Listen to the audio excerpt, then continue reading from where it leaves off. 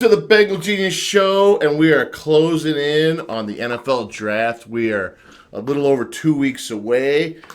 Things are getting real confusing. I don't know, man. I was on here just a week ago talking about the love for Jamar Chase, which I do love him. I love the whole plan, but it does bug me that TJ Hushmanzada, Willie Anderson, Anthony Munoz, uh, Andrew Hawkins, Dan Arlovsky all want the Bengals to take an offensive lineman. They're saying it's a no-brainer to take an offensive lineman. Oh, it's so confusing. But honestly, I think the decision may be made for us. I believe someone will move up to Atlanta's pick at number 4 and take either Sewell or Chase. So it's just going to fall into our laps. But the thing I want to talk about is why I do not want Pitts at number 5. Hey, I'm all for Pitts 13, 12 and after, okay? If we get bundled up with some picks like, Slater and Pitts or that beast linebacker from Penn State or something like that and Pitts. 2 premier players if it works out, if there's a bundle there to trade back, but not at 5. People keep going on and on about Pitts, a certain segment of Houday Nation. The problem is, and this is just how it is, okay, with tight ends. I've seen this before. Kellen Winslow Jr. was going to revolutionize the position. Vernon Davis was going to do this. Ask the Detroit Lions took 3 different tight ends in the top 10. Eric Ebron, Brandon Pettigrew, Hawkinson. The requirement of a tight end, of a great tight end, is blocking. Kittle's great blocker. Kelsey, great blocker. Then it's like, hey, this kid can block. All right. Then they see like, whoa, this kid can catch. Then they start working him in the offense. If you have a guy that is not a premier blocker and Pitts is not a premier blocker, okay, then all of a sudden think about it. You show your hand. If you know Pitts is in the game, they're going to throw the ball. If Sample's in, they're going to run it. So, come on, man. It ain't going to happen, and it shouldn't happen at 5.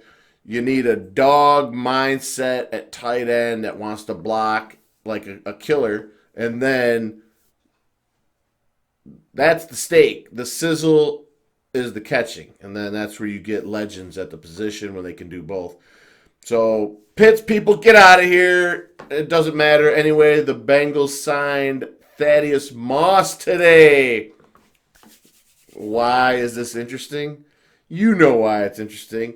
That's Burrow's boy from LSU, which makes me come full circle. Look, we all love the Avengers. Think about it. The Avengers. Who's the Thanos of the NFL? Tom Brady. And what do we see happening here? Burrow, Moss, Chase, the Avengers. Tigers coming to the Bengals. They're the Avengers that are going to actually stop Tom Brady and turn this team around. Oh, it'll be interesting to see. Washington's a horrible franchise. They're so stupid. Obviously, they're stupid. They paid William Jackson a buttload of money. And William Jackson, I heard what you said, man. You scumbag. Where were you year 1, man? Where were you at? Oh, my chest. After you had the game where you picked off pick 6 on Aaron Rodgers. That was great. Other than that, nothing. And I'll never forget that.